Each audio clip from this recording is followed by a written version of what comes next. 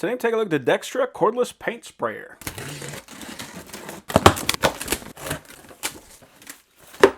Oh, that's cool. Actually came with a nice carrying bag. That's cool. Got our instruction manual. Got our instruction manual for the battery. Got a charger. So this is a 2-prong charger, but it does have a larger pin for the neutral. We got our lights on the front. We got 4 contacts. And I do like that it's at a slight angle so you can put the battery and you have to worry about it falling out. It says it can take 100 to 240 volts, so it's good for international or domestic. And it outputs 2.4 amps at 20 volts. Wow. So you can tell when a company cares when they give you a nice big 4.0 amp battery. So this is 20 volt, 4 amp. This is a nice big battery.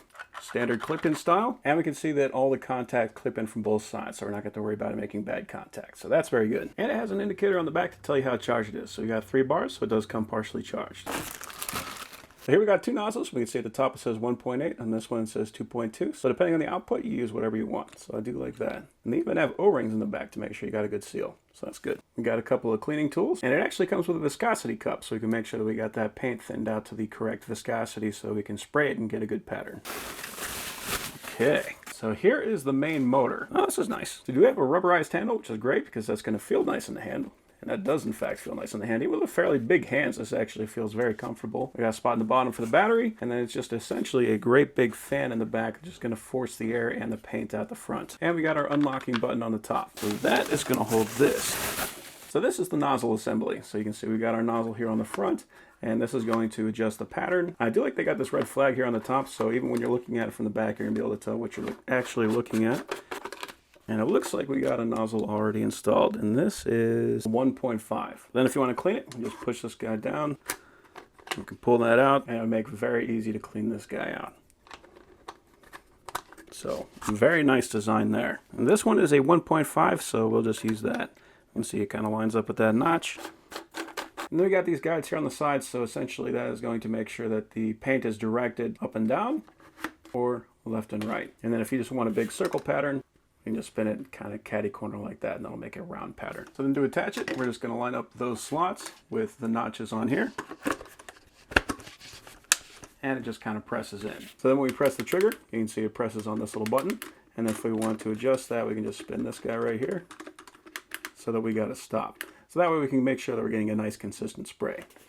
This is a nice big container, and you can kind of see, it's kind of hard to see in this light, but there are numbers on here so you can tell exactly how much paint you got in there. But this I really like to see. So this is bent. What that means is if you're going to be painting down and the paint is going to be sitting here in the front, just point this to the front.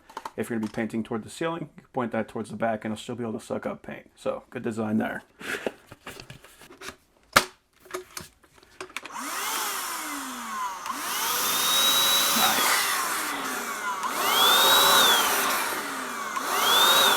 Cool.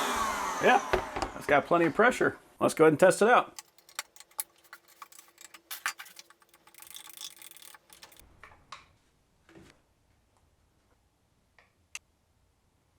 Right now I'm just using this filter to filter out anything because this paint is kind of old, and if there's any chunks that go in there, it's not going to blast out very evenly. So I'm going to filter that, and because this is water-based paint, I'm going to use some water to kind of thin that out. And then I use that viscosity cup to make sure that it's thin enough to run through that sprayer. Now the actual viscosity that you're going to use is going to depend on the paint that you're using, so you just want to look that up before you start spraying it. So now let's add some water.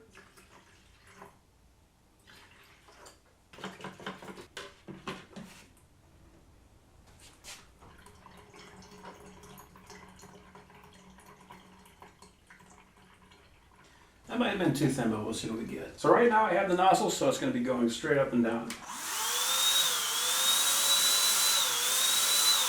Whoop. Very nice. Yeah.